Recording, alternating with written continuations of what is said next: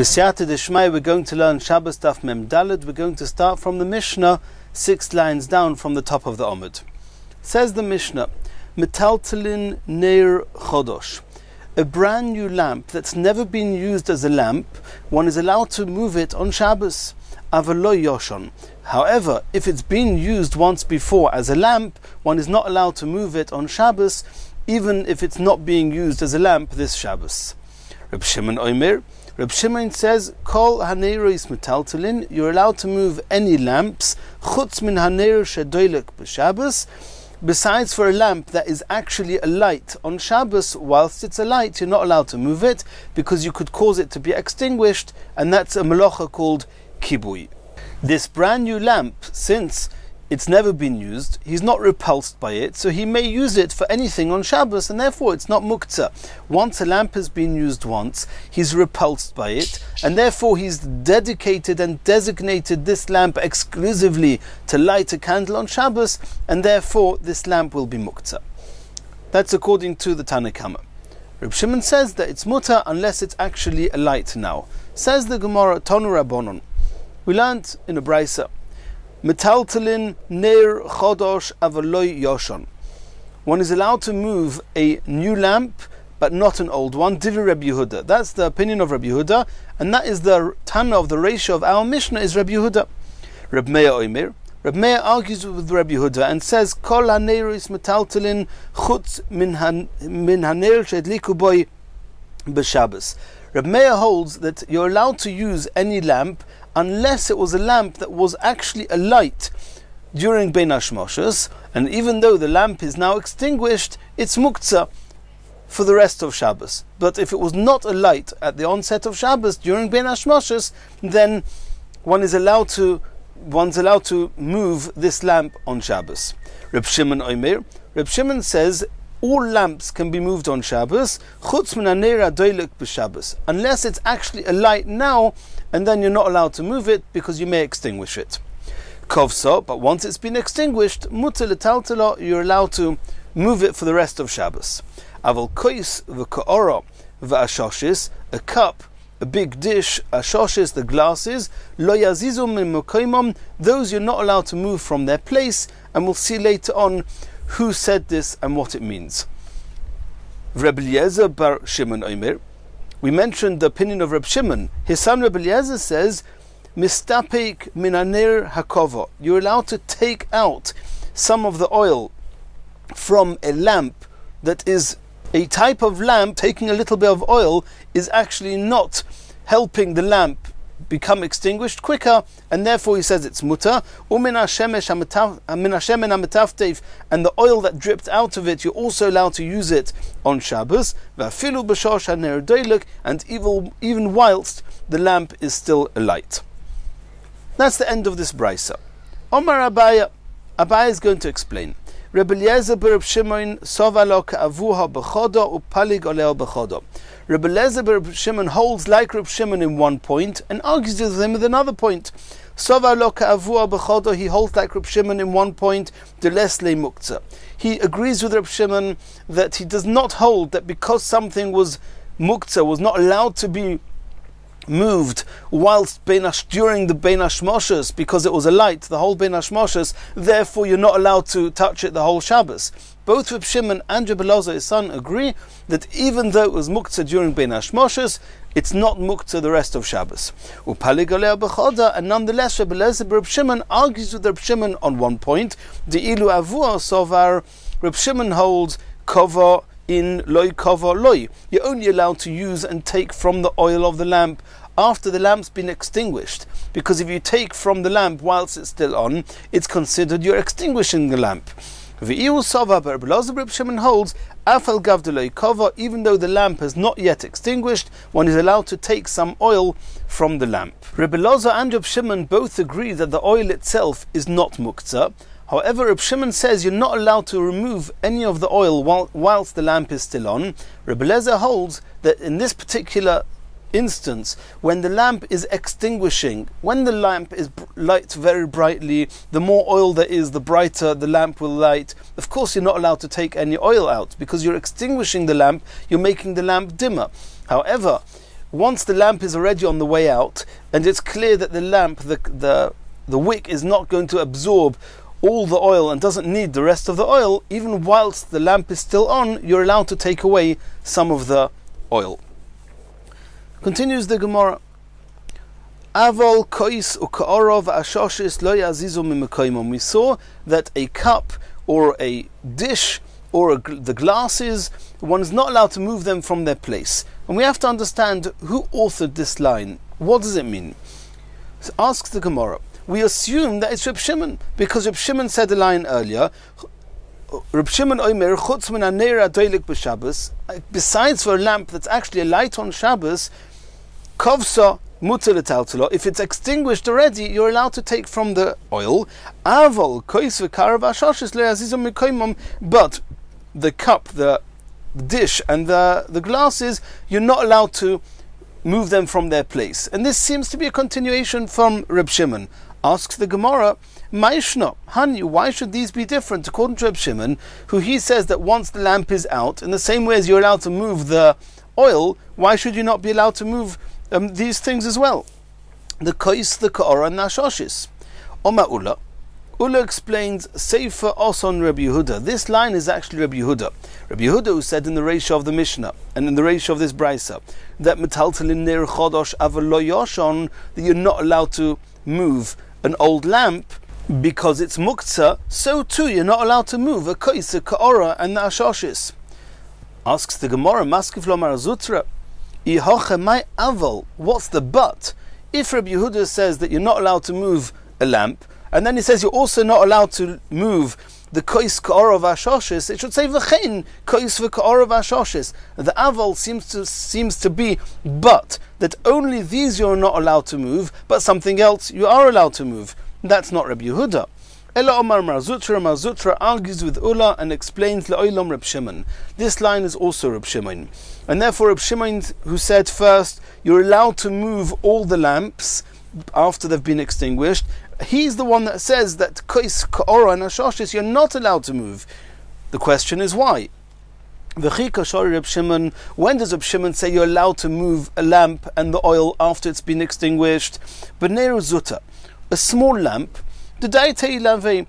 already when he lit it, he knew that this lamp was not going to be on the whole Shabbos, and he already had in mind that as soon as the lamp extinguishes, I'm going to use this lamp for anything else I want to use on Shabbos.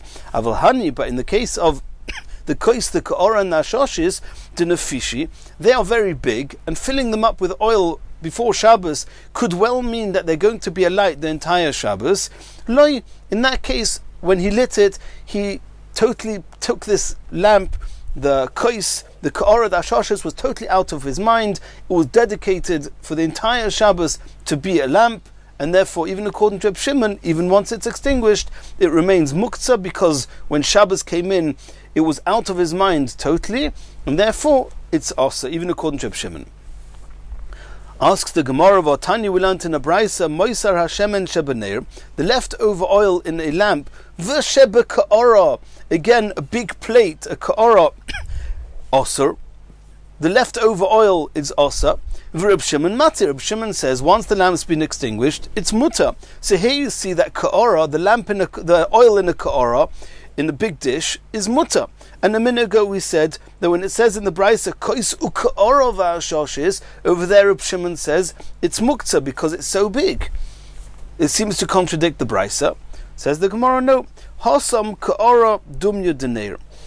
Over there in that brisa, it speaks about a neir and a ka'ora, a lamp which is small, and a ka'ora which is similarly small.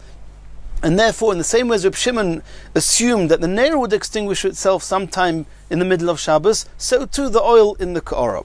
However, in the brisa we started with, that speaks about the kois u ka'ora v'ashoshis, hocha ka'ora dumya de kois, like a cup is a big container, so too the ka'ora in that context is a big ka'ora, and therefore even Reb Shimon, he took this ka'ora out of his mind altogether from the beginning of Shabbos, and therefore it's muktzah.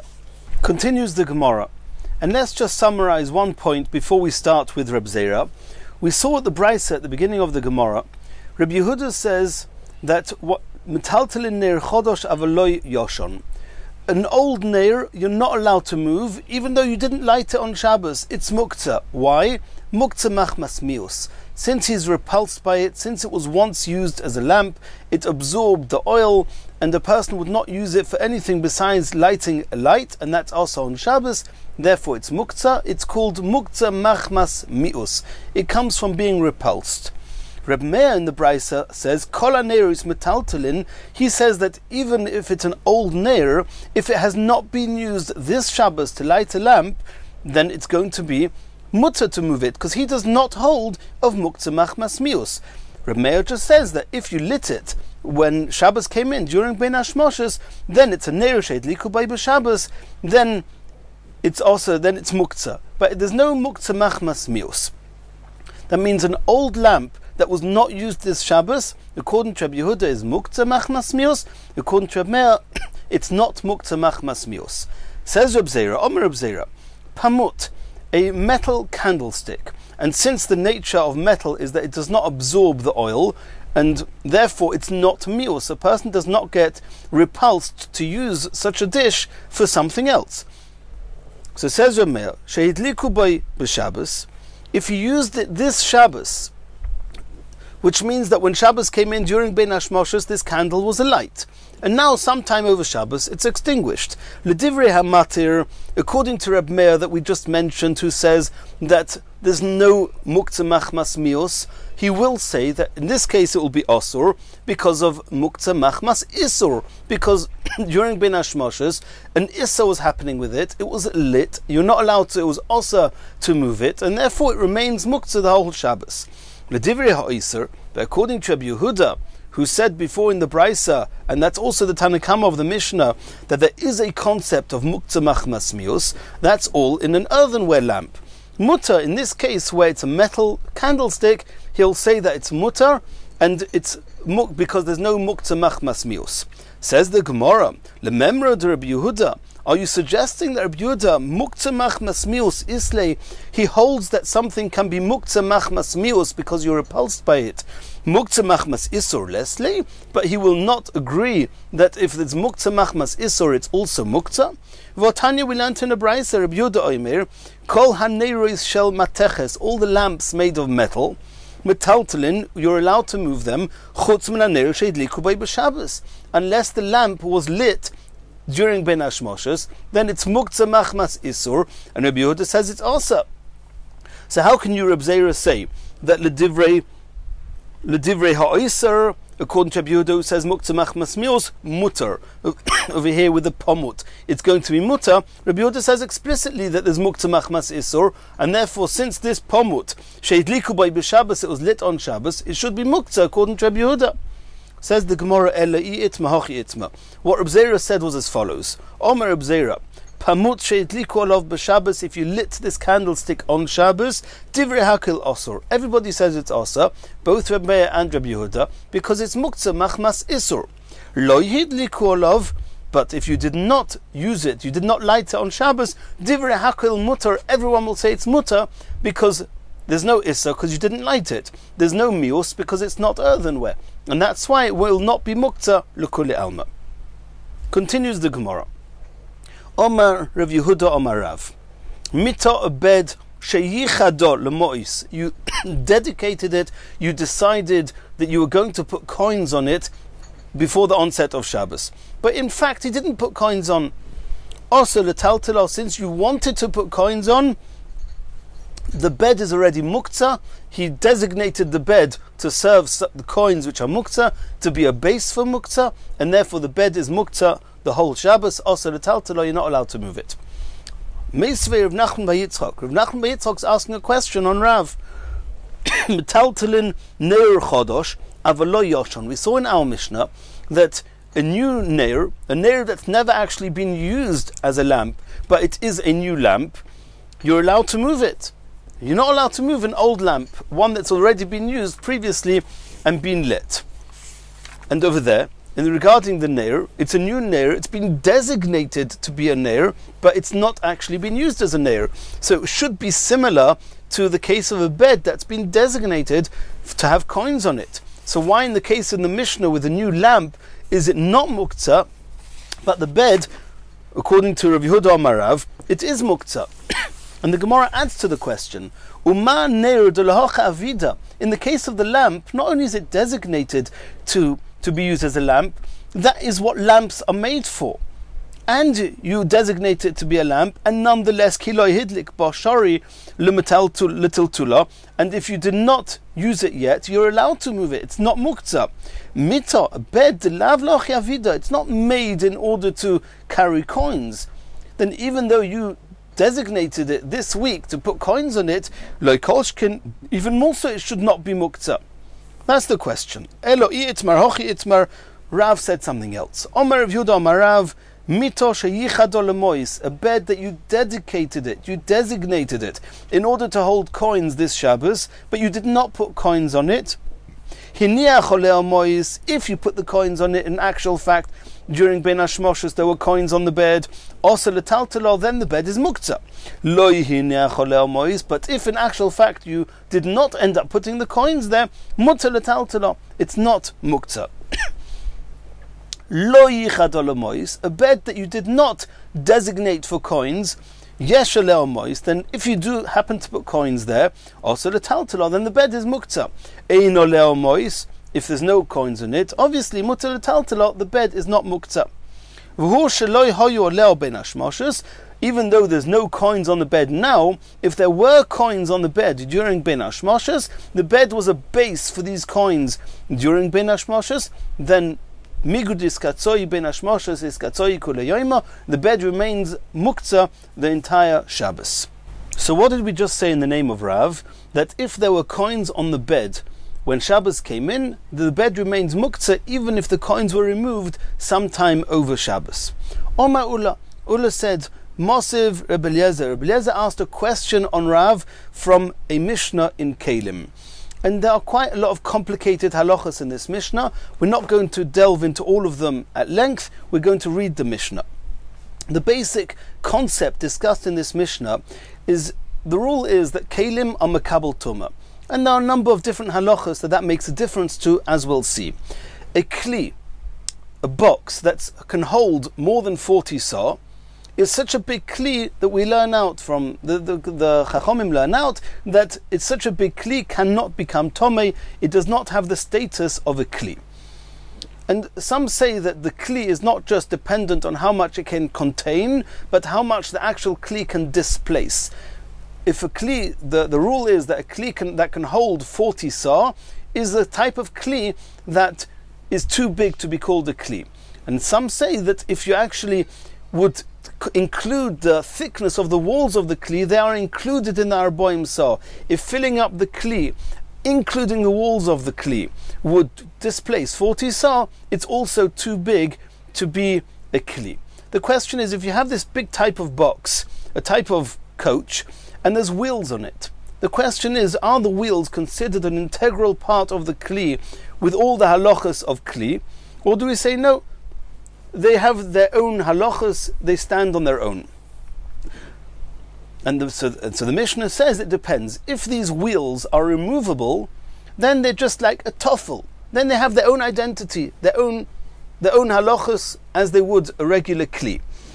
However, if they're not removable, they are part of the box, and therefore they are included in all the halachas of a big box. Says the Mishnah, Muchni shelo, the wheels of this big coach, bisman shehi nishmetes, if the wheels are removable, and that's why they're not an integral part of the kli, they're just a type of annex, a type of toffel to the kli, then there's 4 halachas. Number 1, ein chibur lo. It's considered as 2 different kalim that are touching each other. If either one became tomei, that would not necessarily mean that the other one is tomei. If the coach became tomei, the wheels are touching the coach, but they are not part of the coach because they are removable. And therefore, they are not called a chibur, it's not called one with the coach. And if the wheels become tomei, then likewise the coach will not necessarily become tomei because of that. The second halacha, ve'ein nimdedes imo. When you determine the volume of the coach to decide whether it's 40 sah or not, since these wheels are removable, they are not included in measuring the size of this shida, this coach. Third halacha, ve'ein matzeles ima bo'el hames. We know that only kelim, if they are hovering over a dead person, they are an oihel over a mace, they become tomei. However, a very big kli that's more than our boim saw is not called a kli and will not become tomei even if it hovers over a dead person. So these wheels, since they're immovable, then if the wheels are hovering over a dead person, even though the coach itself possibly will be taher if it's big enough, however, the wheels are not called part of the coach, and therefore they can become tomei because they are oihel hames. The next halacha, ve'ein goyrin oisa b'Shabbos bizman sheyesh olea mois. If there were coins on the wheels during Bein Hashmoshes, then you're not allowed to move the coach and with it the wheels on Shabbos. If the wheels would be attached and permanent, fixed to this big coach, then the wheels are just a toffel to the coach. And then even if there were coins on the wheels when Shabbos came in, that would not mean you're not allowed to move the main part of the coach that was not holding the coins. But if you say that the wheels are detachable, they're removable, and therefore they're called kelim on their own, and therefore they become muktzah if there's coins on them when Shabbos came in. And therefore, if there's coins on these wheels, you're not allowed to move the whole coach, thereby causing the wheels to be moved on Shabbos. Says the Gemara, Ha ein oleh mois. And what does it say in the Mishnah? Ve'ein goyrin oisa b'Shabbos. You're not allowed to drag this coach with the wheels on Shabbos, bizman sheyesh oleh mois, if there are coins on the wheels. So the Gemara says, Ha ein oleh mois, but if there's no money on the wheel now, sharia, you're allowed to move this coach. Even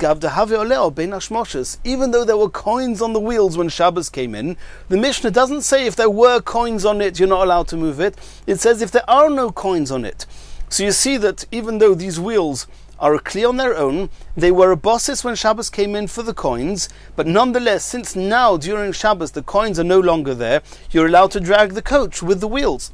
And this is not like Rav that said that when something was holding coins, like the bed was holding coins when Shabbos came in, then even when the coins were taken off the bed somehow on Shabbos, the bed remains muktzah the whole Shabbos. Why should the bed remain muktzah, but this coach not?